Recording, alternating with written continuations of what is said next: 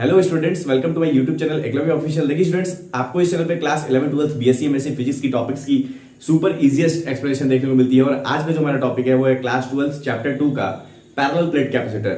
ये most important topic है आपके एग्जाम के पॉइंट ऑफ व्यू से। एग्जाम में कई बार इससे न्यूमेरिकल्स भी पूछे जाते हैं। देखिए, सबसे पहले कैपेसिटर क्या होता है। कैपेसिटर एक ऐसी डिवाइस होती है जो चार्ज को स्टोर करती है। अब यहाँ पे पैरेलल प्लेट कैपेसिटर समझना है तो इसका मेन कंसेप्ट क्या होता है। देखिए, कैपेसिटर तो कई सारे होते हैं, जैसे cylindrical capacitor, disc type capacitor, spherical capacitor, बहुत सारे कैपेसिटर होते हैं। लेकिन पैरेलल प्लेट कैपेसिटर का मतलब कि उसका एक तो वो पैरेलल हो और बराबर हो। मेन कंसेप्ट इसका यही है, चाहे वो किसी भी शेप का हो। जरूरी नहीं है कि वो स्क्वायर हो या फिर रेक्टेंगुलर हो, ये जरूरी नहीं है। बस उसमें मेन कंसेप्ट ये है कि एक तो पैरेलल हो और बराबर हो, तो उसको हम पैरेलल प्लेट कैपेसिटर कह सकते हैं। चाहे वो इसका शेप स्फेरिकल भी हो सकता है, सिलेंड्रिकल भी हो सकता है, स्क्वायर भी हो सकता है, रेक्टेंगुलर भी हो सकता है। बस कंसेप्ट ये है कि वो पैरेलल हो और बराबर हो, उसी को हम पैरेलल प्लेट कैपेसिटर कहते हैं। क्लियर? तो जो पैरेलल प्लेट कैपेसिटर, यहाँ पे हम रेक्टेंगुलर पैरेलल प्लेट कैपेसिटर इसमें हमने लिया हुआ है। तो जो पैरेलल प्लेट कैपेसिटर है, इसकी कैपेसिटी कितनी होगी, इसमें पोटेंशियल कितना होगा, कितना चार्ज को ये स्टोर कर पाएगा, इसके बारे में यहाँ पे हमको बात करनी है। इसकी कैपेसिटेंस निकालनी है हमको यहाँ पे। तो इसको निकालने के लिए हम यहाँ पे कंसीडर करते हैं कि ये जो हमारा प्लेट है, ये प्लेट कंटेन कर रहा है प्लस चार्ज। तो यहाँ पे प्लस चार्ज कंटेन कराइए यहाँ पे इस तरीके से। इसमें प्लस क्यू चार्ज हम कंसीडर करते हैं कि इसमें कंटेन किया हुआ है। तो जब दूसरे प्लेट को इसके संपर्क में लेके आते हैं तो होता क्या है कि ये भी आपका क्या है, मेटल का प्लेट है, तो इसके पास फ्री इलेक्ट्रॉन्स होंगे। भाई कंडक्टर है तो उसके पास फ्री इलेक्ट्रॉन्स होते हैं। तो इस चार्ज से जो फ्री इलेक्ट्रॉन्स होते हैं वो यहां पे इसके पास आ जाते हैं, इस साइड आ जाएंगे। और जो हमारे ये निगेटिव चार्ज अगर इधर आ गए तो जहां से आएंगे वहां पे क्या हो जाएगा, पॉजिटिव चार्ज हो जाएगा। तो यहां पे क्या आ जाता है, पॉजिटिव चार्ज। इसके ग्राउंड होने से, इस वाले प्लेट को हम ग्राउंड कर देते हैं। इसके ग्राउंड होने से क्या होता है कि ये सारे पॉजिटिव चार्ज ग्राउंड में चले जाते हैं और यहां बच जाता है निगेटिव चार्ज। तो इसको मैं यहां से पॉजिटिव चार्ज को मिटा देता हूं। तो एक प्लेट पे पॉजिटिव चार्ज हो जाएगा और दूसरे प्लेट पे हमें क्या नजर आएगा, निगेटिव चार्ज नजर आएगा। एक प्लेट पे पॉजिटिव चार्ज नजर आएगा, दूसरे प्लेट पे निगेटिव चार्ज नजर आएगा। तो जो यहाँ पे मैं निगेटिव अंदर बना देता हूं यहाँ पे। तो जो इलेक्ट्रिक फील्ड इसमें फ्लो होगी, हमेशा इलेक्ट्रिक फील्ड कैसे फ्लो होती है, पॉजिटिव टू निगेटिव। तो जो इलेक्ट्रिक फील्ड का फ्लो होगा वो कैसे होगा, positive to negative. Electric field का फ्लो पॉजिटिव टू निगेटिव होगा इस तरीके से, है ना। तो जब इलेक्ट्रिक फील्ड, यहां पे हम ये मान लेते हैं इसको ई, इलेक्ट्रिक फील्ड ई है। इन दोनों प्लेट्स के बीच का जो डिस्टेंस हमने कंसीडर करना है, यहां पे मैं कंसीडर कर लेता हूं डी। दोनों प्लेट्स के बीच का जो डिस्टेंस है उसको डी कंसीडर कर लिया। इस प्लेट का कुछ एरिया होगा, कुछ निश्चित एरिया होगा, तो उसको हमने ए कंसीडर कर लिया कि ए एरिया का ये प्लेट है ना।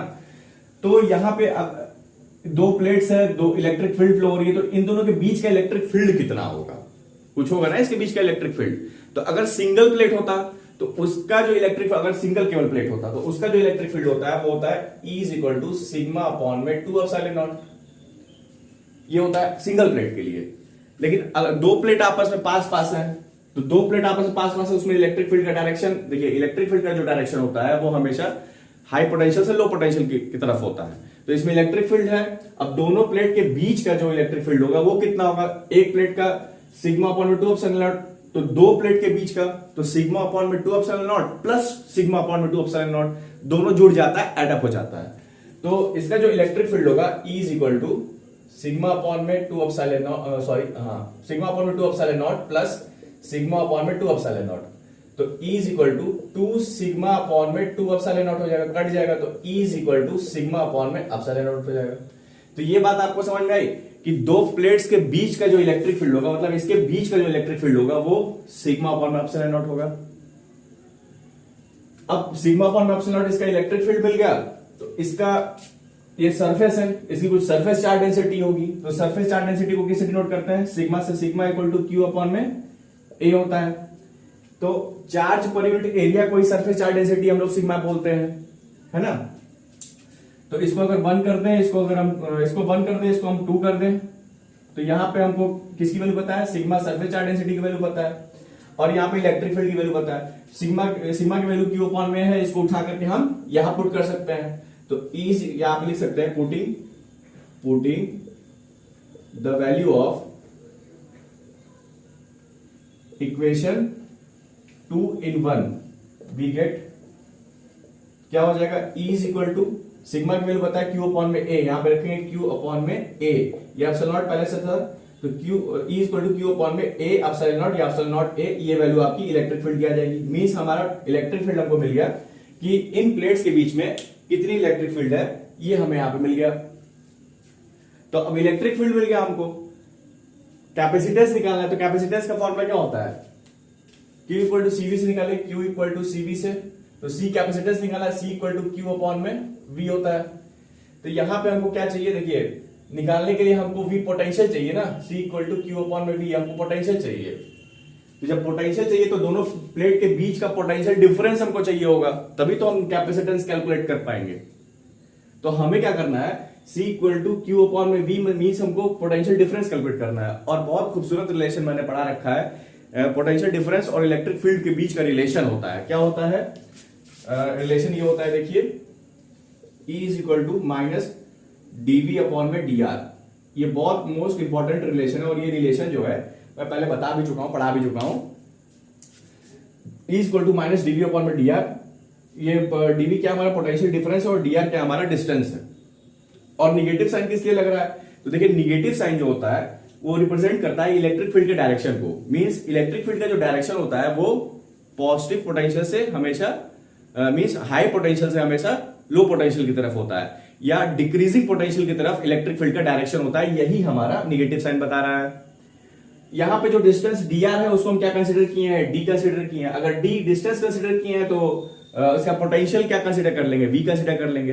तो अगर यहां से अगर हम लिखें कि इलेक्ट्रिक फील्ड और पोटेंशियल डिफरेंस के बीच का जो रिलेशन है E equal to minus dV upon में dr, तो ये क्या हो जाएगा, E is equal to V upon में d हो जाएगा। क्यों, पोटेंशियल को हम क्या माने हुए हैं, V माने हुए हैं, इसका पोटेंशियल हमने पोटेंशियल डिफरेंस हमने V माना हुआ है, और जो डिस्टेंस है वो डिस्टेंस हमने क्या d माना हुआ है, स्मॉल d। तो अगर देखा जाए V अगर निकालना है, कैलकुलेट करना है, तो V की वैल्यू क्या कैलकुलेट हो जाएगी, V is equal to E into d, ये कैलकुलेट हो जाएगी। तो V equal to E into d, अब E की वैल्यू हमें पता है, E equal to Q upon में A एप्सिलॉन नॉट या एप्सिलॉन नॉट A, इसकी वैल्यू उठा के यहां पे रख देंगे तो क्या निकल जाएगा, हमारा पोटेंशियल निकल जाएगा। तो इसको इक्वेशन नंबर 4 कर देते हैं, और इस वैल्यू को, इस E इलेक्ट्रिक फील्ड की वैल्यू को यहां पे रखेंगे तो पोटेंशियल निकलेगा। पोटेंशियल निकल जाएगा तो इसकी V की वैल्यू को यहां रख देंगे तो कैपेसिटेंस निकल जाएगा, और यही हमें निकालना था। तो देखिए जरा मैं इसको रब करता हूं और इसको हम लोग निकालते हैं, देखिए कैसे।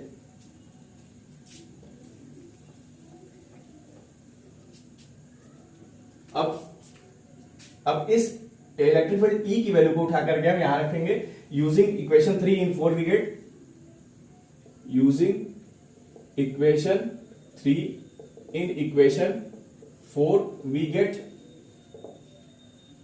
तो क्या हो जाएगा, V equal to E into D, V equal to E into D.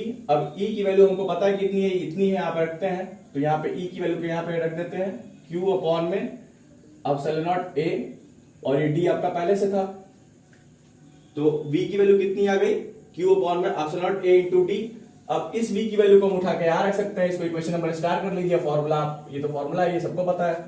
इसको उठा के यहां रखिए, यूजिंग इक्वेशन नंबर, इसको कर देते हैं 5, using equation number 5 in equation number star we get, using equation 5 in equation star we get, हमें क्या मिल जाएगा यहां से, C equal to Q upon में, अब V की वैल्यू ये पूरी है हमारी,